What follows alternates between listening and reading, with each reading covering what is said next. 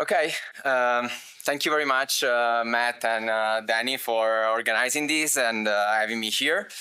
I am Mario Lecesse. I'm an assistant professor of strategy at BU Questrom. This is joint work with Ginger Jean at Maryland, Liad Wagman at RPI, and Yunfei Wang, who is a PhD student at Maryland. We are actually pretty excited to present this project here.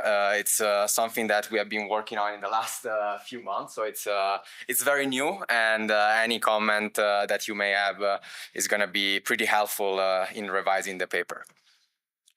Okay, I don't think I have to spend much time motivating this paper, so we actually started from the growing concern among policymakers surrounding the anti-competitive effect and the risk of monopolization of firms that acquire multiple targets in the same or adjacent markets.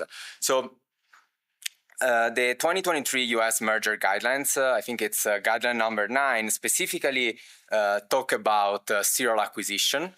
And the guideline says that when a merger is part of a series of multiple acquisitions, the agency may examine the whole series. So here, the concern is that serial acquisition may contribute to monopolization and consolidation across industries.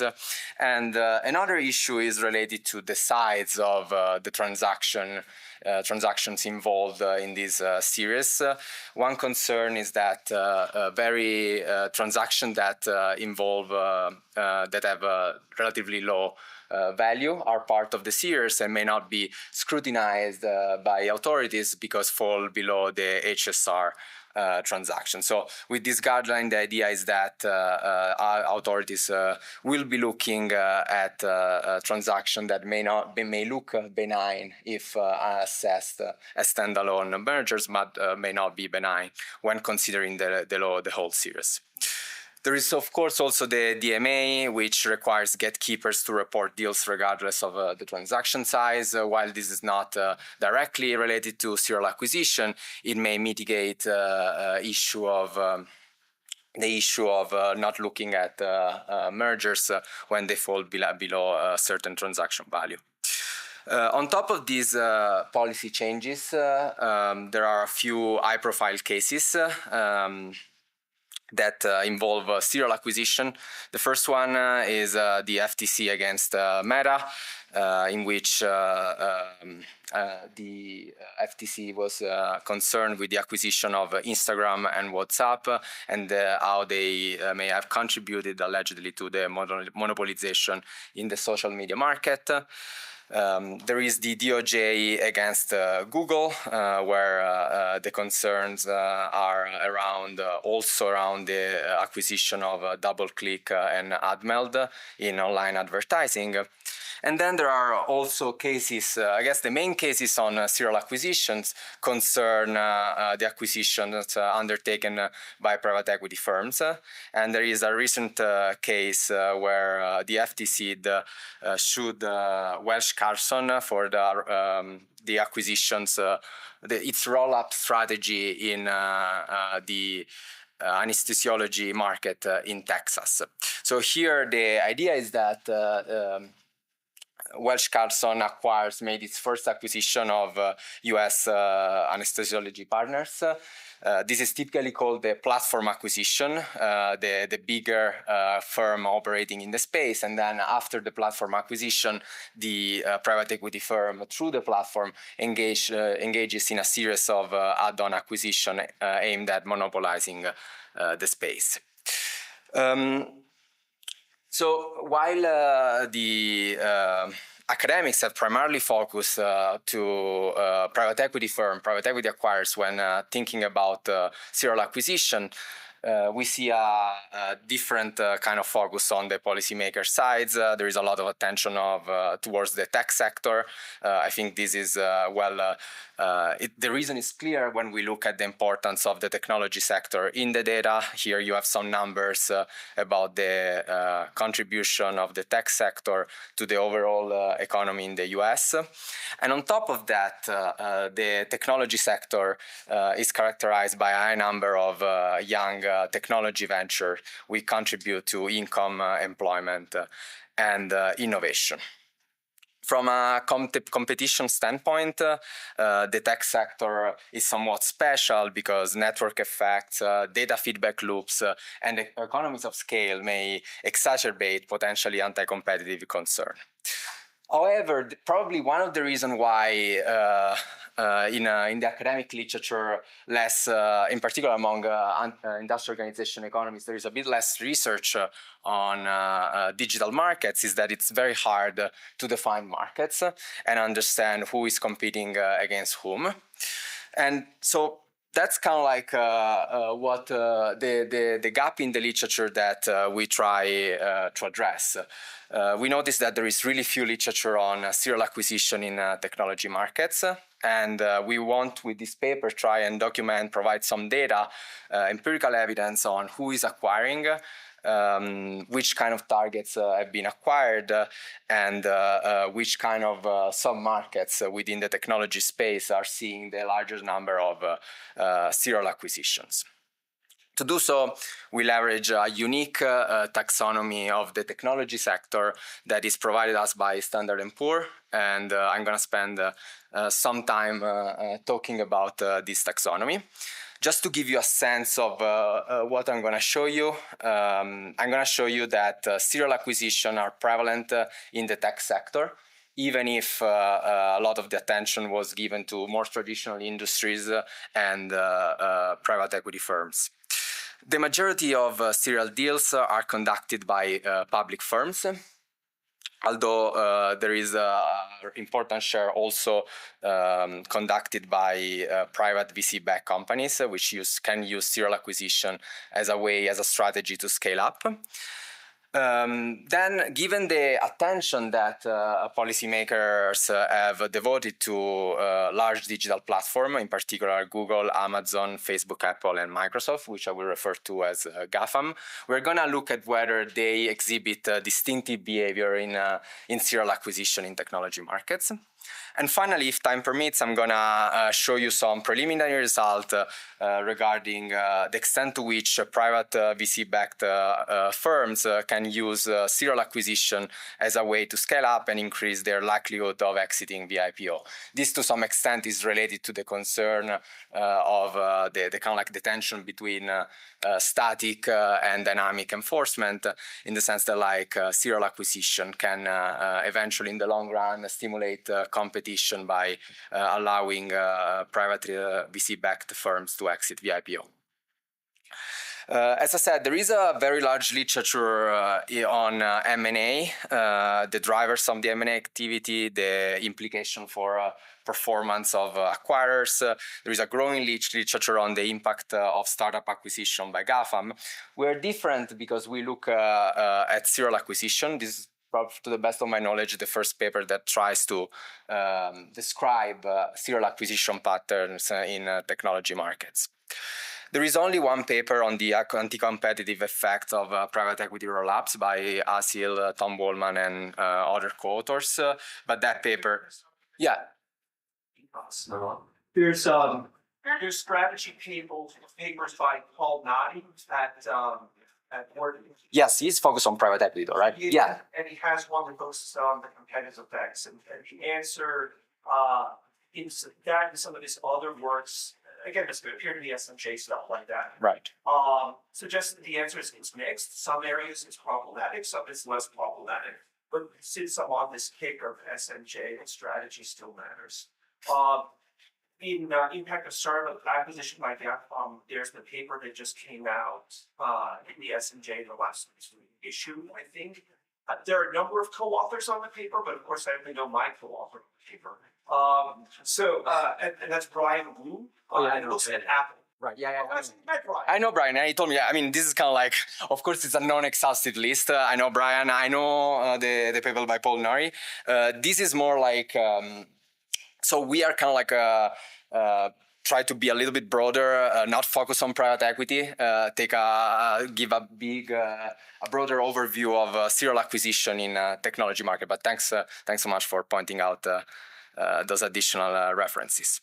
So let me start with some definition, and let me tell you how we define serial acquisition, which it may be trivial, but actually it's not as trivial. So let's start by thinking about the four markets. Each market has a different color, and we have four acquirers. Acquirer one acquires A, B, and C in the green market. Acquirer 2 acquires D in the light blue market. So of course, since D is the only acquisition made by acquirer 2 in the blue market, we are going to consider D as a non-serial acquisition, and in particular, we're going to call this acquisition as a singleton acquisitions. When it comes to the green market, we are going to define B and C as serial acquisitions.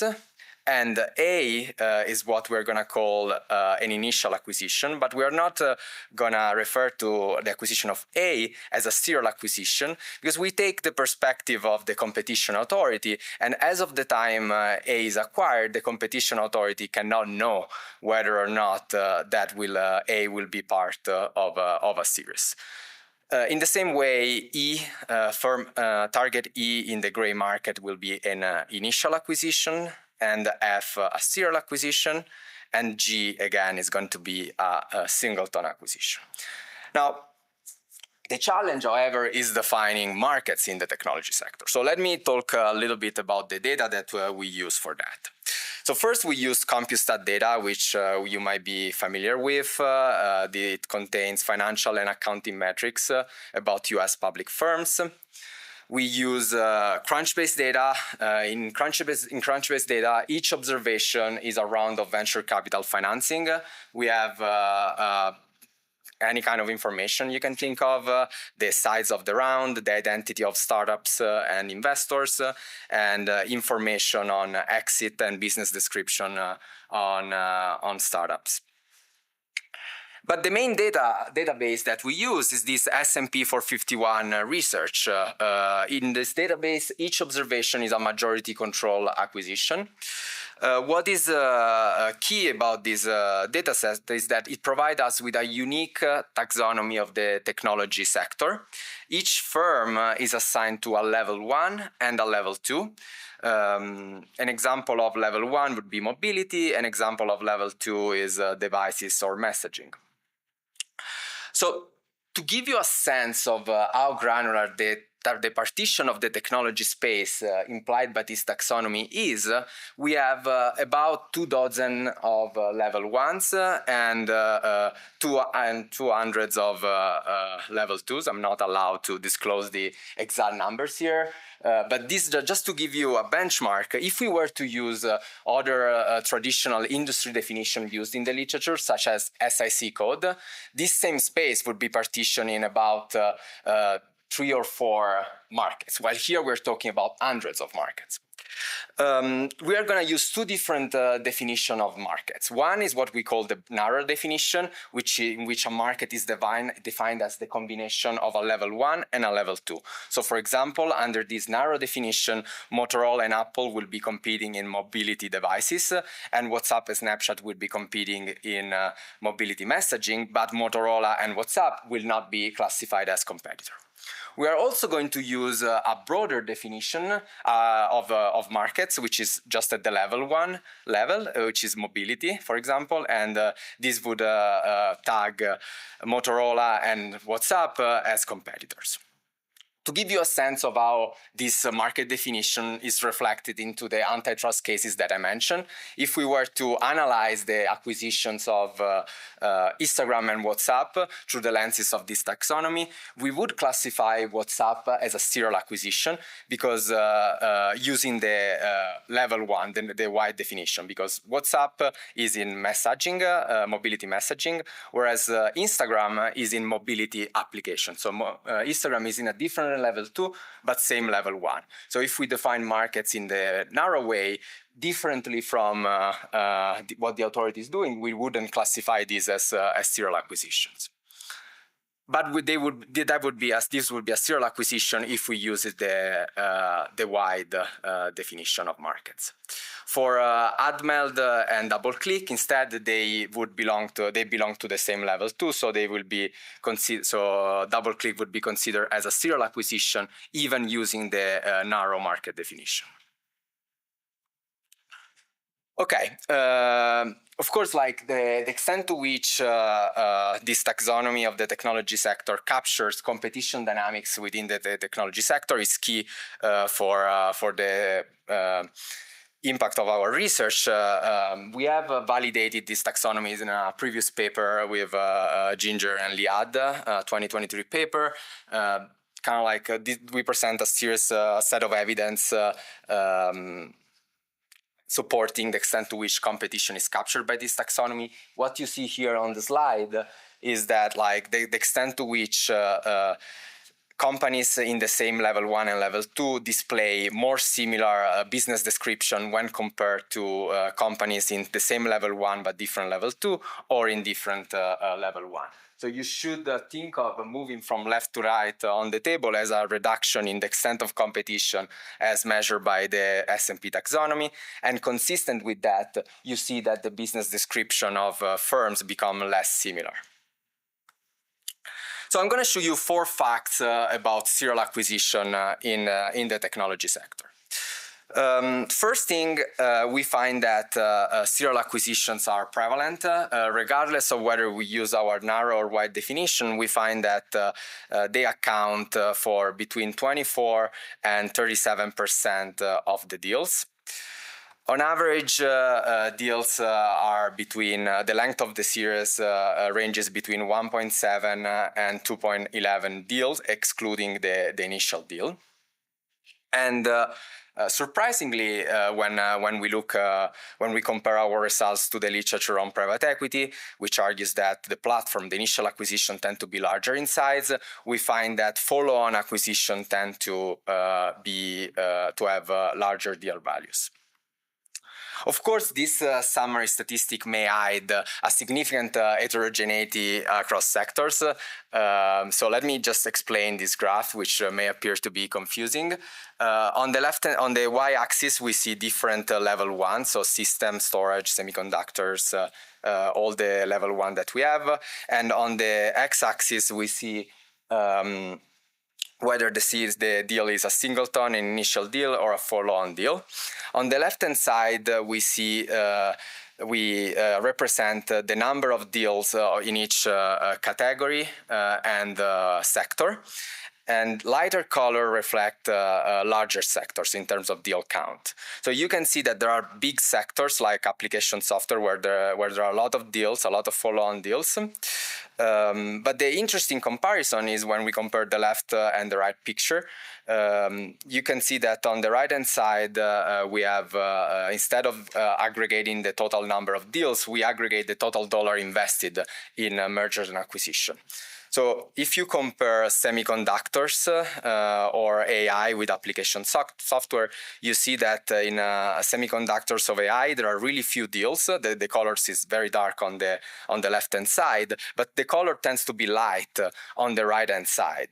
So this suggests that this may be sectors with high barriers to entry where there are few deals completed, but the deals have very high values. On the other hand, the pattern is completely different where we look, for example, at application software, which is very light in both graphs. Here, the idea is that sometimes we look at changes at HHI, sometimes we look at HSR, the deal value to screen potentially anti-competitive mergers. The takeaway of this graph is that the two may not move together in many sectors. Then we ask who engages in serial acquisitions, and in particular whether PE firms, private equity firms, are the main players. We find that they are not. They account for 24%, 24% of the deals on average. whereas private acquirers, private VC-backed acquirers account for another 20%, but the biggest player are public firms. And it's interesting to compare public and PE acquirers when looking at comparing the percentage of follow-on and singleton. You can see that the public acquirers are much more heavy on follow-on deals relative to private equity firms. We then look at which kind of firms are targeted, and we find that in serial acquisition, the target age and the deal and the size of the targets tend to be bigger as compared to singleton and initial deals.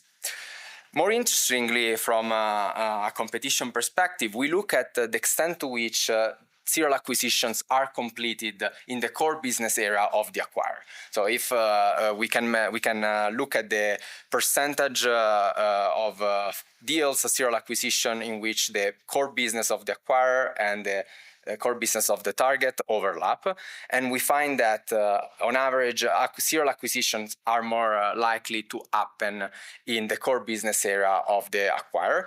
This may be consistent with the traditional concern by antitrust authorities surrounding monopolization in the core business area of the serial acquirers. We also try to unpack this statistic by looking at which are the sectors that display the larger share of serial acquisition by acquirers in the same market as the target. You can, on the right hand side, you see all the sectors that in which serial acquisition happen, and on the left hand side you have the core business area of the acquirer. A wider band here shows a larger flow of serial deals. The idea here is that if you look at the orange, the light orange, which is internet content and commerce, that's an example of a sector in which a lot of the serial deals are completed by in-market acquirers, and this may raise bigger antitrust concern according to the traditional antitrust view. On the other hand, if we look at other sectors like mobility, we see that acquirers from all over the tech sector complete acquisitions. The last thing we look at is whether GAFAM is special, and we find that GAFAM exhibits some distinctive behavior. In particular, the length of the series tend to be greater for GAFAM, regardless of whether we use the wide or the narrow definition. GAFAM tend to engage in acquisition of a much larger share of VC-backed companies relative to other acquirers, and the follow-on deals tend to be larger in size. In terms of target age, we find that GAFAM acquires younger and smaller targets in terms of number of employees. But the most interesting stat concern the extent to which GAFAM overlap with the target. You can see that if we compare GAFAM with the full sample, the share of serial acquisition in the same core business area is significantly lower, just about 3% for GAFAM, whereas it was 37% for in the full sample. So this suggests that GAFAM may adopt and engage in serial acquisition primarily to expand beyond its core business area. Again, we try to look at which are the areas in which GAFAM acquires. Here in this graph, the size of the hexagon represents the number of serial acquisitions. On the x-axis you have the year, and on the y-axis you have the sector. Each color represents a GAFAM firm. So you can see that, like, for example, in between 2010 and 2013, Google invested heavily in mobility with a high number of serial acquisition, whereas Amazon and Meta are more like widespread across sectors. The interesting thing is that Google, which is as core business internet content and commerce, almost never engaged in serial acquisition in that sector. So this is consistent with the number that I showed you in the previous slide. Whereas something different happens for Amazon and Facebook, where they invested heavily in internet content and commerce, which is also their core business area. You can see the red and yellow hexagons. So the idea here is that there is some heterogeneity between oftentimes these GAFAM firms are treated as they were very similar in their behavior, and regulation target them altogether, but they are also very different in their serial acquisition behavior. Okay, in the last few minutes, I just want to show you some correlational evidence about the serial acquisition by VC-backed ventures and how it relates to their likelihood of exiting the IPO. For this analysis, we merge Crunchbase with S&P 451 research. Of course, there are firms that exit via M&A that are in both data sets, and firms that only are in Crunchbase because they either had an IPO, were shut down, or remain operational and private.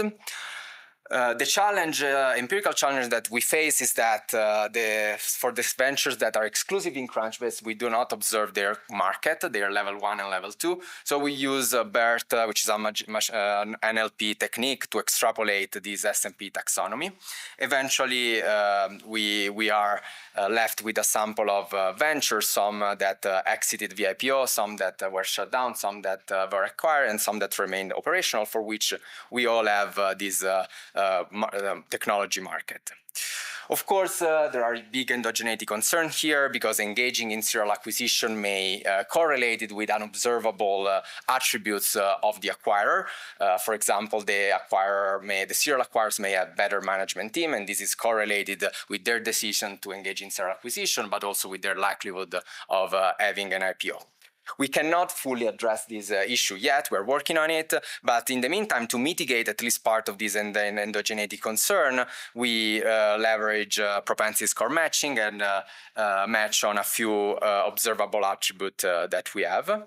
And once we do that, we run a competing risk duration model to examine how venture serial acquisition relate to exit, using as a baseline whether the venture that remained operational and privately held. So what we find here is that serial acquisition is possibly correlated with having an IPO, whether we use the full sample or the match sample. I'm talking about the dummy in the first row. So that's a dummy equal to 1 if the firm, as in a certain year, start its series of acquisition. For what concerns the length of the series, we find some evidence of also contributing to a positive to an IPO, but there is no positive effect on acquisition. So what we find is that there is a positive correlation between serial acquisition and exit via IPO, but no correlation with exiting via acquisitions. So, preliminary conclusion, this is one of the first systematic study of serial acquisitions in the technology sector. We find that serial acquisition account for a large share of technology M&A, and if we were exclusively to focus on private equity firms in this space, we would miss the big picture. We find that GAFAM firms exhibit some different patterns in serial acquisition, although this pattern is more consistent with them using serial acquisition to expand beyond their core business area rather than consolidate their position within their core market. We also find that serial acquisitions are correlated with a higher probability of IPO for private VC-backed acquirer, and this is consistent with the idea that policymakers should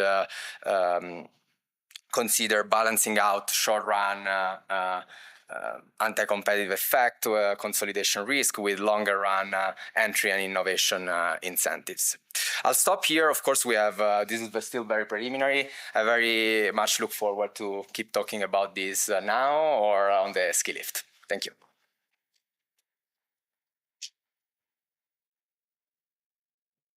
Yeah. I wanted you to look at one thing to see it's distinct, which is because you have a differentiated look at the non-P or non-VC directors of the company, tell me what happens to them, because those are essentially the founders. And if you look at the founders, does it also help to tell a story that it's different if it's a GAFA set of acquisitions in terms of the internal talent? Because that might also tell us something. We might infer something about what happens to the unit as well, that the founders are still either there or not there. Yeah. I mean, that's a great point. Like, we can definitely like dig a little bit more into like this correlation result on between serial acquisition and private equity. Yeah, we haven't done that. We could also like use LinkedIn data maybe for that. So it's, yeah, definitely. Oh, well, I made myself a props that I try to relate everything to skiing. Not focused on, but here goes. I've seen some suggestions. There are basically two companies that own a whole bunch of ski facilities in the US. I've seen some suggestions, both are serial acquirers, and I've seen some suggestions that they are consciously staying out of each other geographic markets when they do their acquisitions. So it's kind of a market division by serial acquisition here. Is that consistent with what that big tech slide you put up that suggested? No, actually, like we find something different, right? Like they kind of like compete in serial acquisition. If you can see here, like if we look at mobility, all 5 GAFAM engages in serial acquisition in mobility between 2010 and 2023. Of course, there are differences. Like, for example, if we look at artificial intelligence, we see that Amazon was an early mover and engages in a larger number of serial acquisitions. So there are differences, but I don't think that they are kind of like trying to stay away from each other, at least for GAFAM. Yeah. Two questions for you. One, do you have a sense from the data of how many of these serial acquisitions meet the HSR thresholds and how many are going under the radar? So, okay, this is an excellent point. We are a bit careful with that because we have a lot of missing value in the deal value because like they are not always mandated to report that. I have this average stat here in terms of the deal value. You can see here. This is million. So on average, serial acquisition are 600 million. So there seems that we should look at the distribution, but this would suggest that a lot of them are pretty high value. The caveat is that we have a lot of missing value in the data.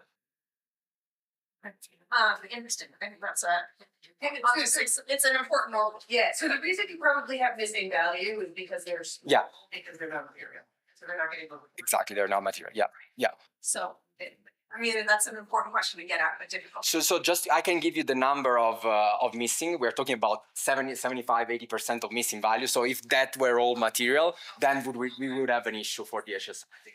But one needs to make assumption what is in that missing value. Yeah. And then my second question is, so I was at a conference where Tom Holman presented their anesthesia roll-up paper, and they were looking at consumer effects, at least as part of the paper, right? In price and also quality, which is easier in anesthesia, and medical outcomes. Do you think that there's a way to get at consumer effects with serial tech acquisitions? So we would need to write a utility function for the consumer, which is very hard to write in this setting. And also we have a cross-industry analysis, right? So we're spanning many different industry sector market within the technology sector, while it focuses on a specific geographic market and a specialty. Also, it focuses more on private equity firms and on bargaining. They're the important sections. So we're very different from his work, but it's one of I think it's the main paper right now out there on serial acquisition. Yeah. Can you go back to your hexagon slide? Yeah, of course. Yeah, so I think this is a really good visual in terms of presenting the data over time. Yeah. And cross-sectionally, so as a panel.